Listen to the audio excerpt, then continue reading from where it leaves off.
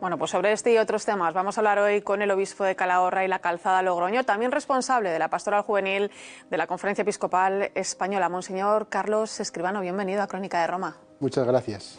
Han pasado 6 meses desde el sínodo hasta la firma de este documento, de este nuevo documento histórico, esa exhortación del Papa Francisco. ¿Ha cambiado en algo la Pastoral Juvenil en estos 6 meses? Bueno, 6 meses es un corto periodo de tiempo y es verdad que el Papa, cuando el 27 de octubre le entregamos el documento final, después de votar durante todo el día, aprobamos aquel documento. Él tuvo una intervención improvisada, nos dijo unas palabras, hizo una pequeña locución. Y él, sobre todo, nos decía, por un lado, que el Espíritu había estado presente en esa aula, trabajando con nosotros. Y por otro, que ese documento era sobre todo un trabajo para los que habíamos estado allí. Y parte de ese trabajo consistía en llevarlo a nuestros países de origen, a nuestras diócesis, en nuestro caso, a hacerlo partícipe a los demás obispos de la Conferencia Episcopal y a través de sus delegados, pues a todos los cristianos de nuestros lugares, ¿no? Y en eso estamos. Estamos recorriendo unos cuantos del Departamento de Juventud, muchos lugares de España, subrayando aspectos que son muy interesantes de lo que se trató en el sínodo, con la esperanza de que lo que allí se pudo reflexionar tenga una incidencia real en la pastoral ordinaria que tenemos que llevar adelante. Es un gran reto, pero estamos dando paso. También es verdad que estábamos esperando la exhortación del Papa, la exhortación que está ya firmada, que estamos esperando su publicación definitiva, porque creemos que el Papa va a dar elementos que son fundamentales y que nos van a ayudar a consolidar ese mensaje que se produjo en el documento final y que se va a convertir en una línea de trabajo en los próximos meses y en los próximos años, ¿no? ¿Cómo fue esa experiencia vivida en el sínodo, don Carlos? La realidad de los jóvenes de nuestro país, de aquí, de España, dista mucho de la de otros países, los problemas que les preocupan a ellos. Bueno, quizás son dos preguntas. Sí. La primera, la experiencia en el sínodo fue una experiencia gozosa. Algunos hermanos míos han participado en varios sínodos. Yo era la primera vez que tenía la oportunidad. De la Conferencia Episcopal fuimos 4 obispos y fue una experiencia gozosa y de comunión. Los que participábamos por primera vez en un sínodo nos percatamos de algo que para otros era una gran novedad, y era el hecho de que estaban presentes los jóvenes en el aula sinodal, con lo que eso significaba. Ellos transmitían una grandísima frescura, exteriorizaban muchas veces estar de acuerdo con las cosas que se podían decir, y fue una experiencia realmente del espíritu. Es verdad que también una experiencia de mucho trabajo. El Papa nos dijo al principio, en la locución del primer día, que teníamos que elaborar un documento, que ya no solo son un conjunto de proposiciones, sino un documento que tenía que estar trabado dentro de ese dinamismo sinodal que el propio Papa está alentando. Dinamismo sinodal que hace que la preparación del sínodo haya llevado procesos que han tenido que sucederse en el tiempo, pues yo qué sé, desde la celebración de un congreso en Roma, el cuestionario que se envió a todas las conferencias episcopales y a las diócesis, el cuestionario online que se hizo, la convocatoria de un presínodo por primera vez, ahora va a ser habitual, pero era la primera vez que se convocaba un presínodo, el evento mismo que celebramos allí, después de haber elaborado un documento de trabajo, que es el que allí trabajamos, y la idea es que ese trabajo siguiese para adelante y se siguiese haciendo. Eso es una gran novedad, y es una novedad que se convirtió también en una escuela para nosotros, para los que tuvimos la oportunidad de participar en el sínodo. Por eso digo, fue un acontecimiento muy gozoso.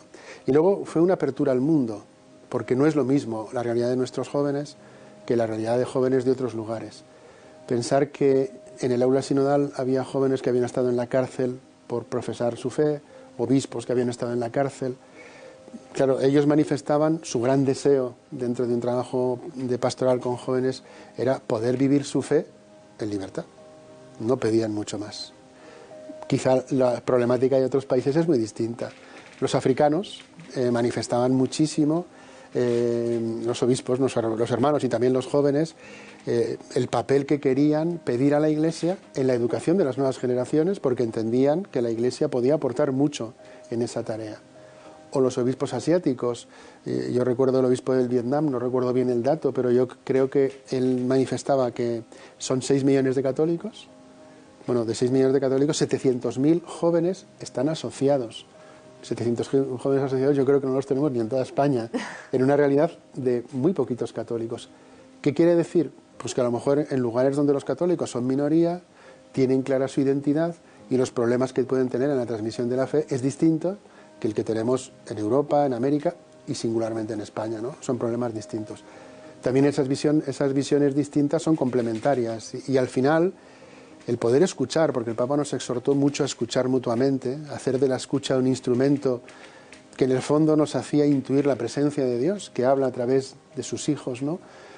Nos permitía poder escucharnos mutuamente, aprender y sobre todo ver qué soluciones podíamos dar a una realidad que se nos presentaba y que indudablemente está en el corazón de la Iglesia y que quiere iluminar para poder transmitir el Evangelio. Poder acompañarse unos a otros, eso es muy bonito, ¿no? Y yo creo que además se intentó, ¿no? Es decir, se habló de la escucha como un lugar en el que teníamos que caer en la cuenta de que había una presencia de Dios. Y eso lo dijo el Papa al final. El Papa al final, después de los trabajos de aquellos días, las jornadas eran muy intensas, trabajábamos de lunes a sábado, mañana y tarde, la verdad es que era muy eso, pero era un trabajo muy absorbente porque había que redactar el documento, ¿no? Bueno, el Papa al final nos decía, oye, nosotros hemos hecho nuestro trabajo, pero caer en la cuenta de una cosa, el Espíritu ha estado presente. Eso es lo que él decía tantas veces en la Evangelii Gaudium, el Espíritu nos primerea, ¿no? El Señor ha estado tirando a través de la acción del Espíritu para que encontremos caminos nuevos de evangelización. Eso es muy hermoso. Y lo pudimos constatar allí en el aula sinodal. Bueno, ahora nos llega fruto de ese sínodo, de ese documento, Cristo vive, es el título. El Vaticano ya ha anunciado que va a ser presentado la semana que viene, el 2 de abril. Fíjate, 2 de abril es la fecha en que falleció Juan Pablo II, que fue el Papa de los jóvenes, ¿no? El que instauró las Jornadas Mundiales de la Juventud y que llegan hasta nuestros días, ¿no? Y que tanto viven nuestros jóvenes. ¿Qué legado crees que nos ha dejado San Juan Pablo II? Bueno, pues lo que tú decías, ¿no? Es decir, las Jornadas Mundiales de la Juventud son una gran herencia que siguen estando vivas, ¿no? Todos los que hemos tenido oportunidad de participar en una Jornada Mundial de la Juventud lo hemos podido ver. Él, cuando las convoca, sobre todo tiene un deseo en su corazón. O sea, él quiere que las Jornadas Mundiales de la Juventud sirvan para poner a Jesucristo en el corazón del joven. Ese es el gran objetivo de las jornadas. Y a partir de ahí se convierte en un instrumento en mano de los sacerdotes, de los acompañantes de jóvenes, porque el evento en sí a los jóvenes les entusiasma. Yo lo viví como joven, mi vocación sacerdotal surge en la JMJ de Santiago de Compostela, luego he tenido la oportunidad de participar como sacerdote, como obispo, y es verdad que es un campo enormemente abierto que genera muchas posibilidades si se aprovechan de manera adecuada. Hay que trabajar el momento previo, hay que trabajar el momento posterior. Y eso al final configura un modo de hacer pastoral, que es verdad que no solo hay que quedarse en el evento, hay que ver cómo se puede aprovechar ese tirón, pero que dio mucho impulso en muchos lugares a la pastoral juvenil y lo sigue dando, ¿eh? Todos recordamos la última Jornada Mundial de la Juventud de Panamá, la anterior que hubo en Europa de Cracovia, pues son momentos muy gozosos y que pueden dar mucho sentido a lo que es la pastoral juvenil. Ahora, a partir de ahí, hay que esforzarse en que luego seamos capaces de transcribirlo en itinerarios, en cuestiones habituales. Las Jornadas Mundiales de la Juventud son cada cierto tiempo, pero luego hay que hacer el día a día en nuestras parroquias, y eso también es fundamental. Divisar ese evento que carga el corazón de los jóvenes y luego vivirlo en el día a día se convierte en un reto pastoral.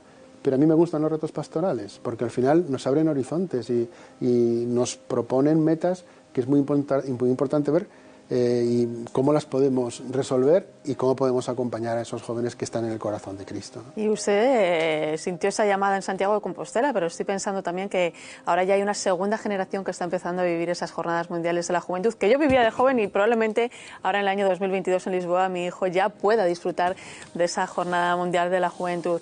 Es un gran legado el que nos ha dejado Juan Pablo. Sí, yo creo que en eso nuestra generación que creció con él, fue un pontificado muy largo, pudimos disfrutarlas tantas veces, las veces que pudo venir a España, las veces que pudimos verlo fuera, y él sí que es verdad que dejó una gran impronta entre los jóvenes, indudablemente. Pues seguimos en Crónica de Roma hablando de esa exhortación que acaba de firmar el Papa Francisco. Cristo vive, un documento que no conocemos aún, pero del que sí se ha publicado la primera página escrita de puño y letra en español por el Papa Francisco. Álvaro de Juana tiene todos los detalles. Adelante, Álvaro. Pues sí, hemos tenido que sacar casi la lupa para leer bien las primeras líneas que ha escrito Francisco, pero lo hemos conseguido. Como ya has comentado, Irene, finalmente el nombre del documento será Vive Cristo. Se trata de su cuarta exhortación pastoral y el sexto documento que publica en, curiosamente, 6 años de pontificado. Sabemos que el Papa lo ha escrito en forma de carta, es decir, en forma de lo que llamaríamos género epistolar. 2 temas que van a tener presencia en este documento serán la esperanza y la vida. Francisco parece que quiere que el documento sea una especie de manual para los jóvenes ante determinadas situaciones. El documento es el final de un recorrido que ha durado unos 2 años y que ha marcado la juventud como una de las prioridades de la Iglesia. Además, que Francisco la haya firmado en el Santuario de Loreto significa también que la exhortación tendrá una importante misión mariana. Y ahora sí, si les parece a todos ustedes bien, vamos a desvelar esas primeras líneas del documento que ha escrito el Papa. Empieza así: Vive Cristo, esperanza nuestra. Él es la belleza más hermosa de nuestro mundo. Todo aquello que Él toca se rejuvenece, se hace joven, se llena de vida. Entonces, las primeras palabras que quiero hacer llegar a cada joven cristiano son: Él vive y te quiere vivo. La última parte que conocemos dice así: Él está dentro de ti, está contigo y no se va. Incluso si tú te alejas, el resucitado está ahí esperándote para comenzar de nuevo. Cuando te sientes envejecido a causa de la tristeza, el rencor, el miedo, las dudas o las frustraciones, y ahí se queda. Esto es, por el momento, lo que sabemos en concreto de este nuevo documento del Papa Francisco. Así que ahora ya solo queda esperar unos días para conocer bien todo el contenido. Pues muchísimas gracias, Álvaro. Don Carlos, yo creo que el título dice mucho ya: Cristo vive, y lo que nos contaba nuestro compañero Álvaro, ¿no? Decía: todo aquello que Él toca se rejuvenece, se hace joven, se llena de vida. Esperanza y vida. ¿Por qué cree que el Papa ha querido empezar así? Bueno, a mí el escuchar esas primeras líneas del documento, a mí me resuena un poco a anuncio querigmático. Es la propuesta del querigma. Cristo ha resucitado, Cristo está vivo, está en medio de nosotros y está vivo para ti. Y no importa, llénate de paz porque el Señor sale a tu encuentro y quiere estar a tu lado. Realmente es un mensaje impresionante y es el núcleo de la propuesta que la Iglesia tiene que hacer. Con lo cual ya en esas primeras líneas parece que el Papa está marcando lo que tiene que ser el contenido de ese documento, que por otro lado cuadra muy bien con muchos de los aspectos que trabajamos en el sínodo, ¿no? Es decir, una de las tareas que tenemos encomendadas, que tenemos que llevar adelante, es cómo anunciar el Evangelio a nuestros jóvenes, que es una de las cuestiones que más complicado nos resulta. Ya no solo cómo, sino qué es lo que tenemos que anunciar. A veces podemos sofisticarnos en exceso, y no está mal, porque hay que buscar una pedagogía adecuada para transmitir aquello que queremos, pero no olvidar nunca que el mensaje esencial es la presencia y la resurrección de Jesús. Conociendo al Papa, yo estoy convencido de que también nos va a sorprender en la exhortación. Él tenía muchas ganas, cuando estábamos en el aula sinodal, de hablar a los jóvenes. Se acercaba muchas veces a ellos. Ellos estaban en el gallinero, aquellos como un hemiciclo, había una zona alta donde estaban los jóvenes. Y él, en lugar de entrar por la zona de abajo, que es por donde entrábamos ahí, a veces se subía con el ascensor arriba y entraba por donde estaban ellos, para hablarles de tú a tú. Y yo creo que eso es algo que el Papa, estoy convencido que va a hacer en la carta, porque tiene esa necesidad de comunicar con los jóvenes, de estar cerca de ellos, de hacerles propuestas para la vida, como un padre, como un abuelo, que decía Benedicto XVI, ¿no? A veces él decía de sí mismo que era... pero yo estoy convencido de que va a dirigirse al corazón del joven, va a hacer planteamientos pastorales, pero también una pastoral directa para tocar el corazón de nuestros jóvenes, a ver si consigue, a través de ese querigma, acercarlos a Jesús. Ir a abrazarles, ¿no? De hecho, lo veíamos en este documento. Él dice a los alejados, a los que están tristes, a los que tienen miedos, a los que están llenos de rencor. Bueno, yo creo que es que el Papa conoce bien también esta parte, ¿no? De esta situación también de nuestra juventud, ¿no? Ese abrazo, esa cercanía que él transmitía en el sínodo. Una de las cuestiones que comentaba antes, el Papa valora muchísimo el tema de la escucha, la capacidad de escuchar. Y muchas veces cuando escuchas, eres capaz de hacerte idea de la realidad del otro. Y el Papa escucha mucho. En el sínodo nos dio una gran lección de escucha. Es verdad que no es bueno que el Papa intervenga en el sínodo, porque no dejaría de ser un poco condicionante, ¿no? Para los padres sinodales, para todos los presentes. Pero él hacía una escucha activa. él tomaba notas de las cosas que se decían, tomaba muchas notas. ¿Qué quiere decir? Pues que esa escucha también de los jóvenes, de los que describíamos la realidad de los jóvenes, la pastoral con los jóvenes, al Papa le interesa. Y al final puede hacerse un cuadro muy adecuado de esa realidad que tiene delante. Y es verdad, seguro que lo hace con la convicción de abrazarla y de abrazar a tanta gente que tiene necesidad de encontrarse con Jesús. Y eso está en su corazón, estoy convencido. Bueno, pues volvemos a esa visita del Papa al santuario de Loreto, donde además de la firma de ese documento, habló también de los jóvenes y la llamada a la fe. La Santa Casa es la casa de los jóvenes, porque aquí la Virgen María, la joven llena de gracia, sigue hablando a las nuevas generaciones, acompañando a cada uno en la búsqueda de su propia vocación. Siempre es Dios quien toma la iniciativa de llamar para que lo sigamos.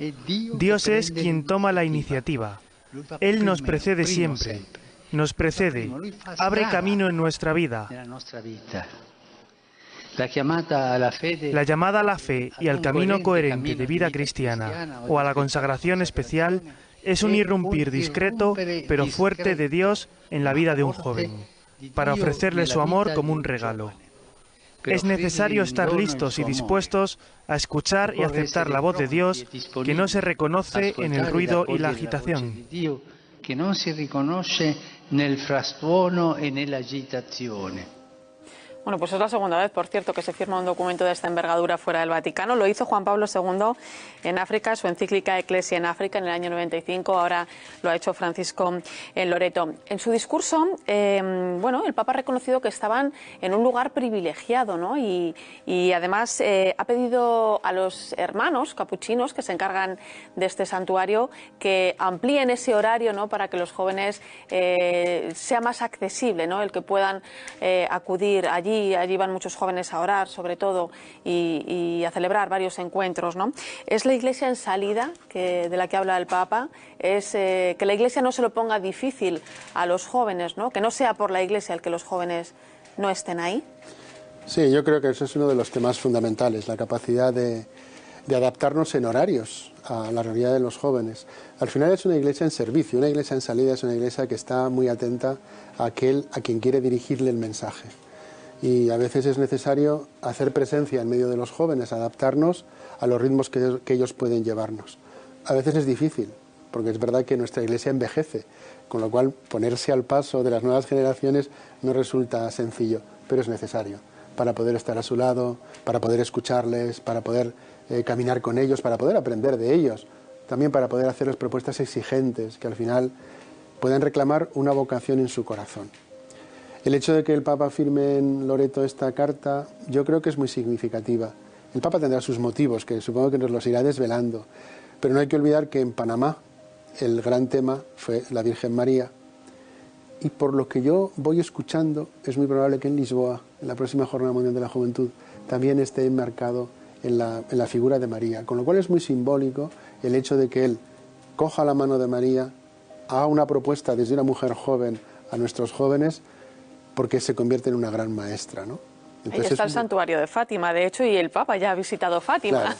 Claro. Entonces yo creo que pues, posiblemente tenga una razón de ser, ¿no? El hecho de que él haya querido allí. Es verdad que es un lugar de encuentro de jóvenes, es un lugar donde les ha pedido que haya un horario más abierto, que en el fondo es un guiño a toda la Iglesia. Es decir, mirar, tenemos que estar cerca de ellos, y a veces la pastoral juvenil es una pastoral, entre comillas, un poco esclava, en el sentido de que los horarios tienen que ser abiertos para poder encontrarnos con ellos. Pero yo creo que eso es una buena noticia, porque también se convierte en un reto para nosotros a la hora de estar con ellos, ¿no? Claro que sí. Bueno, pues el Papa también ha propuesto este santuario de Loreto como lugar de peregrinación entre las Jornadas Mundiales de la Juventud y de la Familia, precisamente para que no quede en el olvido lo vivido durante estos encuentros. Es necesario, en efecto, que el entusiasmo de la preparación y celebración de estos eventos mundiales de jóvenes y familias se corresponda con la actualización pastoral, lo que da sustancia a la riqueza de los contenidos a través de propuestas de profundización, oración y compartición. La experiencia doméstica de la Virgen Santa indica que la familia y los jóvenes no pueden ser dos sectores paralelos de la pastoral de nuestras comunidades, sino que deben caminar juntos, porque muy a menudo los jóvenes son lo que una familia les ha dado durante su crecimiento. Fíjate, un reto pastoral importante es ese tiempo que transcurre entre un encuentro y otro, entre una JMJ y otra JMJ, ¿no?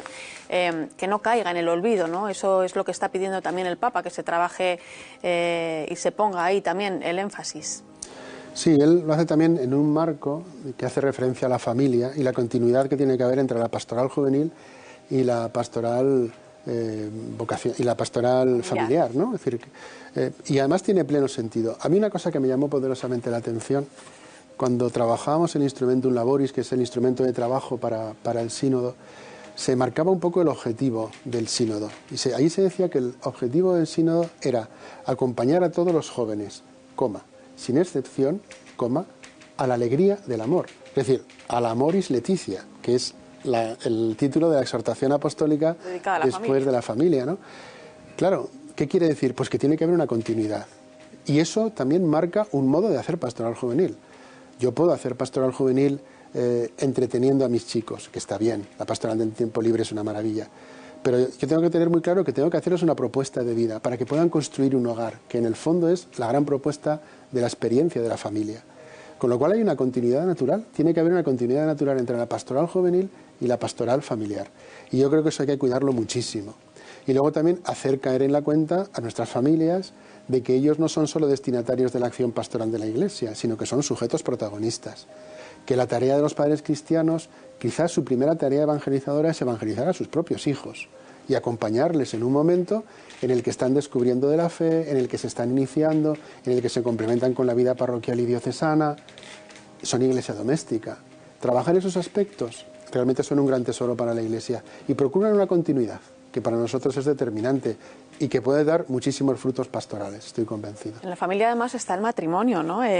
Muchas veces hablamos de la vocación de un joven solamente pensando, bueno, pues una vocación religiosa, ¿no? O a la vida consagrada, por ejemplo. Pero el matrimonio es una vocación también y los jóvenes también necesitan ser acompañados, ¿no? Porque es que es un sacramento también. Hay que ser coherente, ¿no? Sí.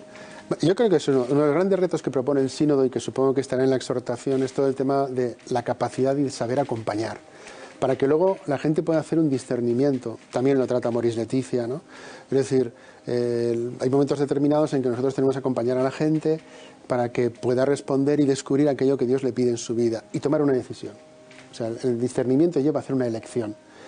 Lo tenemos que hacer nosotros, los consagrados, pero indudablemente la vocación al matrimonio es una vocación que tiene que ser discernida, porque si no al final la realidad lo que hace es atropellarnos y sin embargo es una presencia de Dios, es una presencia de Dios en el amor entre un hombre y una mujer y Dios irrumpe de una manera sacramental, que es realmente una cosa única, es una cosa espectacular y yo creo que eso es un potencial que tiene la Iglesia, que tiene la familia doméstica, la Iglesia doméstica, que es la familia, y que hay que intentar aprovechar y sacarle todo el partido posible.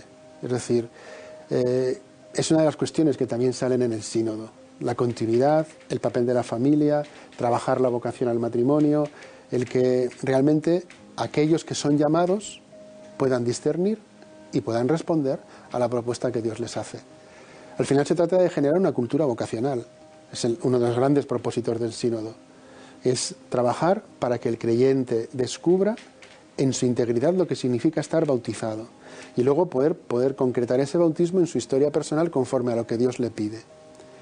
Eso que puede parecer una cosa de perogrullo, decir, bueno, pues eso es lo que hacemos. Sí, pero hay que afinar en cómo lo hacemos. Y eso incluso puede llevar a que renovemos en parte la tarea habitual que tenemos en nuestro trabajo pastoral en las parroquias.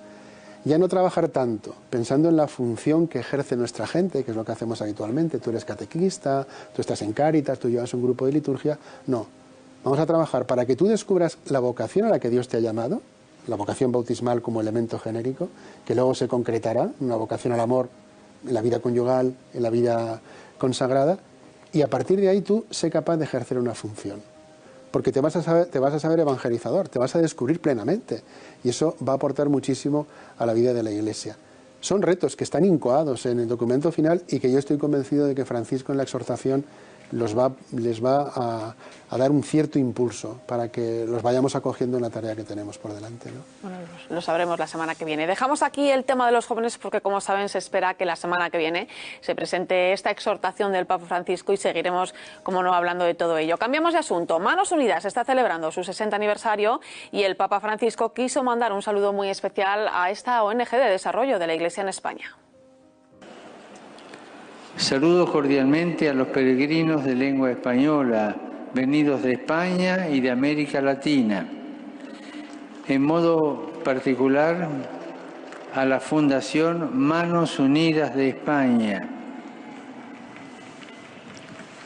que desde el compromiso cristiano en su campaña contra el hambre, busca cumplir la voluntad de Dios para que a nadie falte el pan cotidiano ni lo necesario en sus vidas. Pidamos al Señor que nuestro testimonio y nuestra oración sean el revulsivo para que todos los hombres lleguen al conocimiento de la verdad y se salven. Dios los bendiga a todos. Muchas gracias.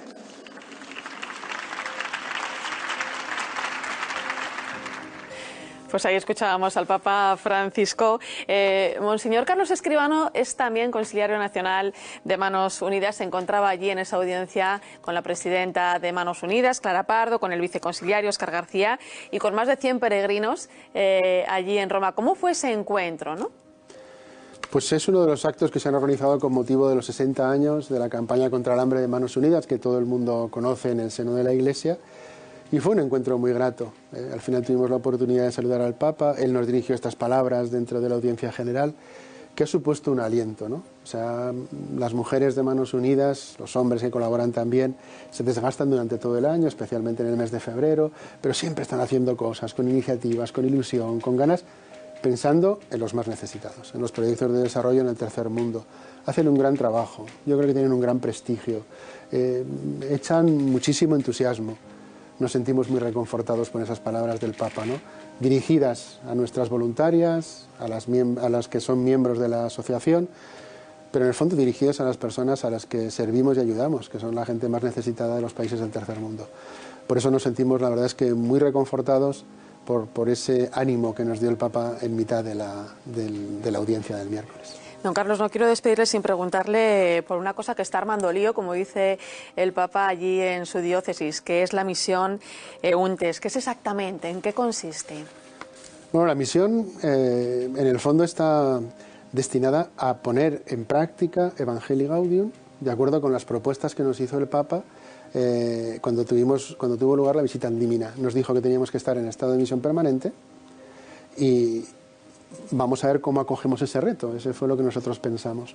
Creímos que podíamos intentar llevar adelante una misión diocesana, la hemos enmarcado en esa propuesta de Evangelii Gaudium.